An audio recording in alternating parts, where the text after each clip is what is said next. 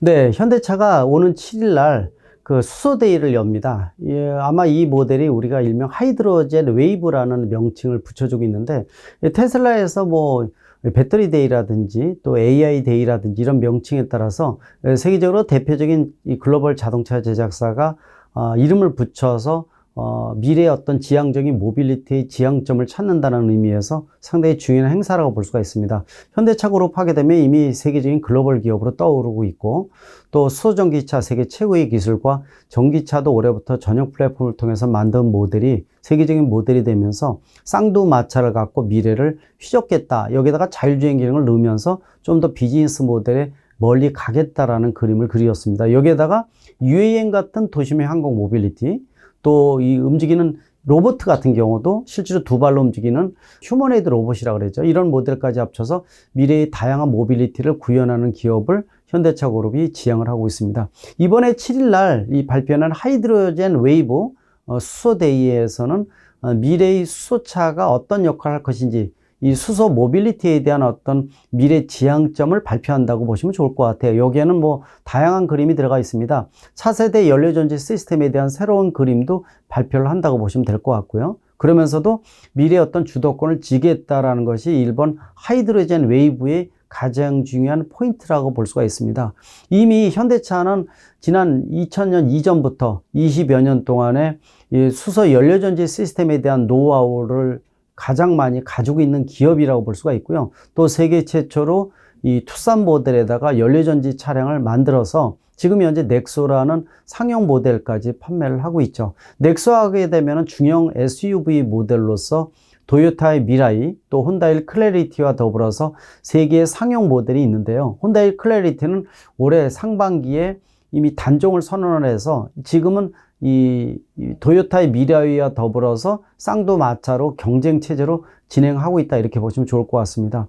이미 넥소 모델 같은 경우에는 이 누적 대수가 10,000대 이상 판매될 정도로 상당히 인기를 상당히 많이 얻고 있다는 것도 상당히 중요하고요. 또 한 가지는 이 1년이 넘었죠. 벌써부터 유럽과 중동에다가 엑시언트라는 수소 트럭을 세계 최초로 양산형으로 만들어서 수출까지 진행을 하고 있습니다. 이미 다른 기업, 도요타를 비롯해서 다른 기업들도 수소 트럭의 3파전이 본격화될 것으로 보고 있는데요. 일단 이 승용 수소차와 더불어서 수소 트럭까지 세계적으로 선도하는 이런 기업이 바로 현대차라고 보시면 좋을 것 같아요. 여기에 전기차에 대한 노하우까지 가미를 해서 미래의 어떤 무공해 자동차의 대표 모델인 전기차와 수전기차의 쌍두마차를 주도권을 쥐면서 움직이겠다, 이런 포지션을 지금 나타내고 있다고 보시면 좋을 것 같습니다. 지금 제네시스 이 모델을 2025년까지 전 모델을 전기차와 수전기차로 만들겠다. 그리고 일반 내연기관차는 없어지는 거죠. 이렇게 이제 발표를 하면서 여러 가지 반향을 일으켰습니다. 이런 부분들이 무슨 뜻이냐? 제네시스 하게 되면은 프리미엄 모델을 지향을 하고 있지만은 나온 지 6, 7년뿐이 되질 않았고요. 또 아직까지 이 스토리텔링이 필요하기 때문에 실제로 이 프리미엄 브랜드로 도약하기에는 시간이 많이 걸린다는 이런 문제점도 있습니다. 특히 이제 최근에 들어와서 내연기관차에서 전기차로 급격하게 전환되는 시점이 굉장히 빨라지다 보니까 제네시스라는 프리미엄 브랜드를 지향을 할 때 전략적인 측면에서 고민이 상당히 많을 것으로 예상을 하고 있습니다. 애매모호하게 내연기관차를 몇 년 운행을 하다가 전기차와 수소차로 전환을 하게 되면 브랜드 이미지도 애매모호하고 또 자리매김도 해 있지 않은 상태라고 볼 수가 있거든요. 자, 반대되는 측면을 한번 말씀드리면요. BMW 벤츠라든지 포르쉐나 아니면은 그 밖에 여러 가지 이 프리미엄 스포츠카나 명품 브랜드들은 상당히 고민이 요새 많아지고 있습니다. 그 전에 이 프리미엄 브랜드가 100년 동안에 쌓아온 이유는요, 내연기관차였기 때문에 가능했죠. 소리라든지 진동이라든지 또 그 밖에 여러 가지 이 운전의 감각에 대한 것들이 명품의 이미지가 가중이 되면서 지금의 이 명품 이미지가 가중이 됐다, 이렇게 보고 있는데요. 자, 전기차로 전환하는 것은 엔진 변속기 빼내고 배터리 모터가 들어간다 보시면 좋을 것 같죠. 수전기차는 더 많이 변한다고 보시면 됩니다. 이런 상태에서 기존의 프리미엄 차들이 이 차로 전환됐을 때 그대로 프리미엄 이미지를 가지고 움직일 수 있을까라는 부분들은 퀘스천 마크가 붙기 시작을 했어요.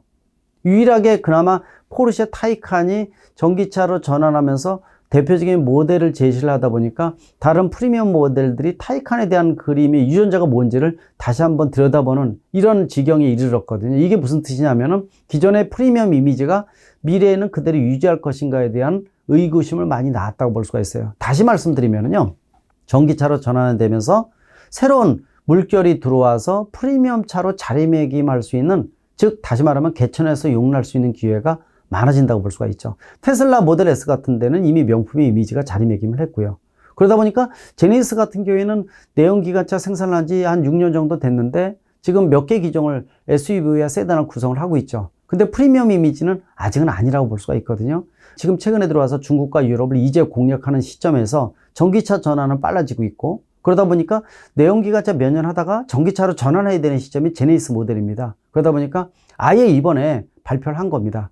2025년에 이 제네시스에서 나오는 한 10가지 차종에 대한 것들을 아예 모두 전기차와 수전기차로 완전 전환하겠다, 이런 뜻을 가지고 있습니다. 그러다 보니까 제네시스 모델 중에서는 이 수소전기차의 모델도 나온다고 볼 수가 있죠. 하이드로젠 웨이브라는 수소대위에 제네시스 수소차에 대한 모델을 한 가지 이상을 발표할 가능성이 분명히 있습니다.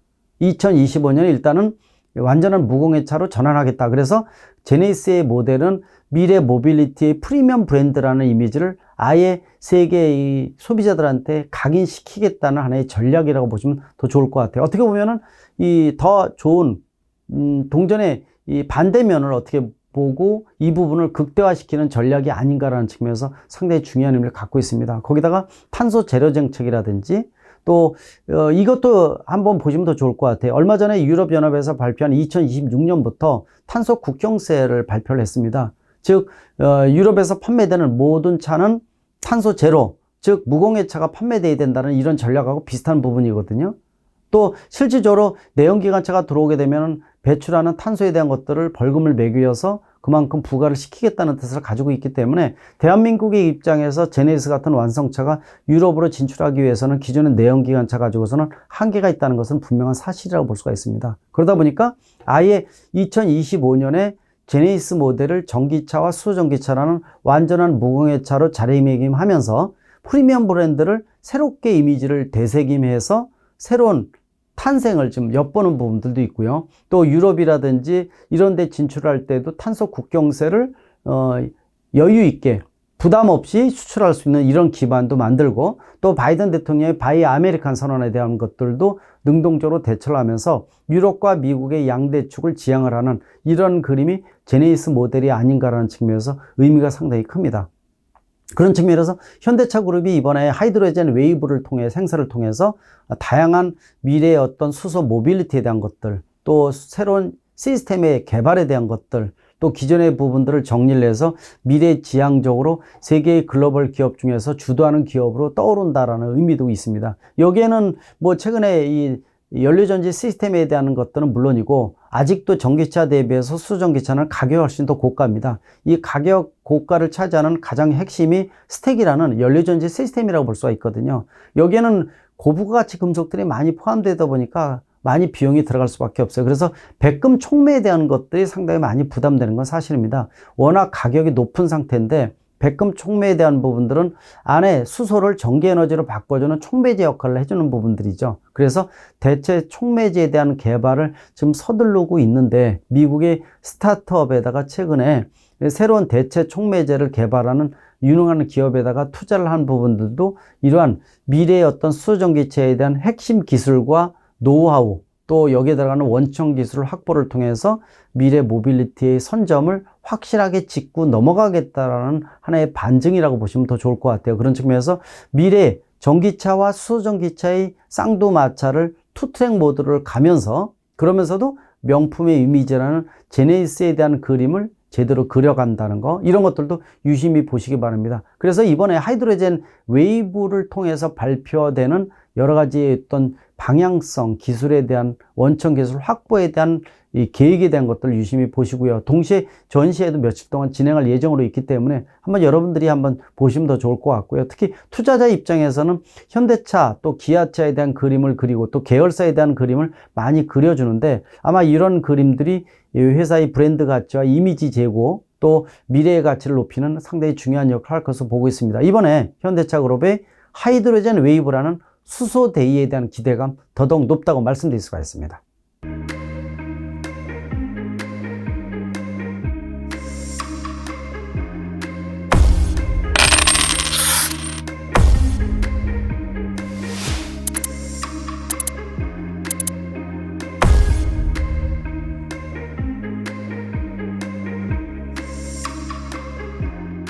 어떤 요인들이 시장의 상승과 하락을 이끌어내는가, 또 정책들은 어떤 식으로 발전해 나가는가를 다뤘다면 저 말고 다른 고수분들은 시장에 대해서 투자를 하는 태도의 문제, 종목을 고르는 방법, 또 경제를 어떻게 전망하는지에 대해서 자세히 설명해 주시고 있기 때문에 이 책 한 권만 열심히 파시더라도 투자의 세계에서 아주 자신의 몸을 지킬 수 있는 최소한의 무기는 되리라 기대하며 만들었습니다.